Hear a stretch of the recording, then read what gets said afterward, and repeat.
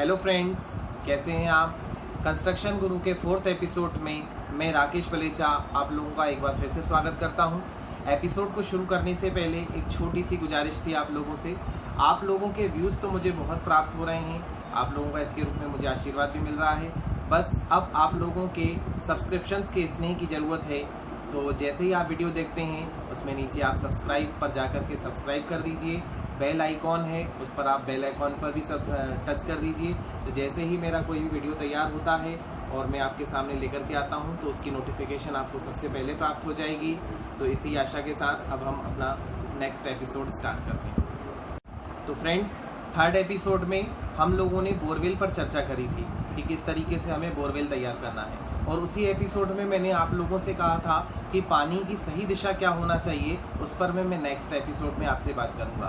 तो आज के एपिसोड में हम इसी चीज़ पर चर्चा करेंगे, बोरवेल के लिए सही दिशा क्या होना चाहिए। आज इस पर हम विशेष रूप से चर्चा कर रहे हैं। देखिए, जब भी आप बोरवेल कराएं तो इसकी सही दिशा मैं आपको बताऊं तो सही दिशा पूर्व ईशान या उत्तर ईशान होता है। यानी अगर आपको पानी का सही स्थान चाहिए जिससे आपके घर में सुख समृद्धि खुशहाली बनी रहे, तो इसके लिए आप अपने प्लॉट में उत्तर ईशान या पूर्व ईशान के स्थान को सिलेक्ट करिए। इसी के साथ यदि मान लीजिए कुछ प्लॉट में कंडीशंस ऐसी हैं जिसके कारण पूर्व ईशान नहीं बन पा रहा है, उत्तर ईशान नहीं बन पा रहा है, तो ऐसी कंडीशन में आप उत्तर दिशा में भी बोरवेल करवा सकते हैं। उत्तर दिशा भी पानी के लिए अच्छी मानी जाती है।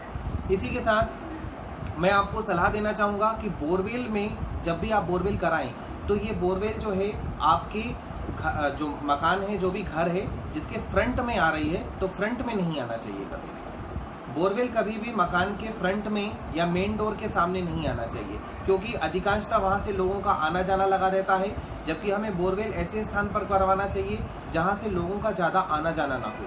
तो इस तरीके से आपको विशेष रूप से उस पर ध्यान रखना है कि मकान के फ्रंट में ये नहीं होना चाहिए। इसी के साथ हमें इस चीज़ का भी विशेष रूप से ध्यान रखना है कि हमारी बोरवेल और सेप्टिक टैंक में दूरी बनी होना चाहिए। यानी सेप्टिक टैंक और बोरवेल आसपास नहीं होना चाहिए। इस चीज़ का आपको विशेष रूप से ध्यान रखना है। गंदगी वहाँ पर नहीं होना चाहिए, कीचड़ पानी का विशेष रूप से जमाव वहाँ पर नहीं होना चाहिए। इसी के साथ बोरवेल के लिए मैं आपको एक विशेष रूप से भी एक सलाह देना चाहूँगा कि कई लोगों का ये कहना होता है कि हम जैसे बोरवेल के लिए पूर्व ईशान या उत्तर दिशा हमने सिलेक्ट कर ली। अब वो तो उत्तर हमारा या पूर्व ईशान बहुत बड़ा है, तो हम पर्टिकुलर किस जगह पर बोरवेल करवाएं। इसके कारण कई बार लोगों को लगता है कि वहाँ से यदि हमने किसी भी स्पॉट को सिलेक्ट किया और वहाँ पर हमने अगर होल करवाना शुरू किया, गड्ढा करवाना शुरू किया और वहाँ से पानी नहीं निकला तो जिसके कारण क्या होता है 20, 25, 30 फीट पानी खुदा, उसके बाद पानी नहीं निकला तो पैसा तो लग जाता है। तो ऐसी कंडीशन में भी मैं आपको एक सलाह देना चाहूँगा, आप चाहें तो इसे सिलेक्ट भी कर सकते हैं, आप इसके स्किप्ट भी कर सकते हैं। ये मेरा पर्सनल व्यू है। अगर आप चाहें तो इसके लिए एक ऑप्शन है आपके पास। आप ऐसा भी कर सकते हैं कि बाज़ार से 5 से 6 कुल्हड़ खरीद लाएं। छोटे छोटे कुल्हड़ बाज़ार में आपको किसी भी दुकानदार के पास, जैसे जो मटके बनाते हैं उनके पास आपको मिल जाएंगे। उन कुल्हड़ों को आपको लेकर के आना है और हमें पूर्णिमा के दिन, यानी जो सत्यनारायण का दिन होता है, पूर्णिमा का दिन होता है, पूर्ण चंद्र होता है, उस दिन हमें जो भी हमने दिशा सिलेक्ट की है, उत्तर ईशान या पूर्व ईशान या उत्तर दिशा, वहाँ पर जहाँ पर भी हम बोरवेल खुदवाना चाहते हैं वहाँ पर हम इन कुल्हड़ों को पानी भर करके और देर रात में रख देंगे।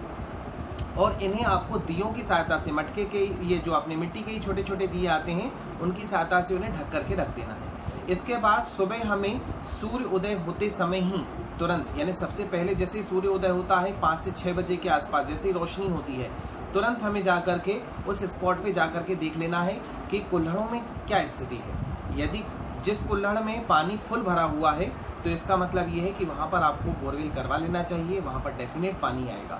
और यदि किसी कुल्हड़ में पानी कम हो गया है तो इसका मतलब ये है कि वहाँ पर आपको नहीं खुदवाना चाहिए, वहाँ पर सक्सेस होने के चांसेस कम हो सकते हैं। तो ऐसी कंडीशन में मेरी ये सलाह है आपको, अगर आप इसे आजमाना चाहें तो आजमा कर भी देख सकते हैं। कोई विशेष खर्चा नहीं है इसमें, परंतु ये है कि श्योरिटी हो जाती है कि भैया हम लोगों ने ये प्रयोग करके देख लिया तो पानी वहाँ से अच्छा प्राप्त होता है, निर्मल और स्वच्छ मिलता है। ये मेरा पर्सनल एक्सपीरियंस है।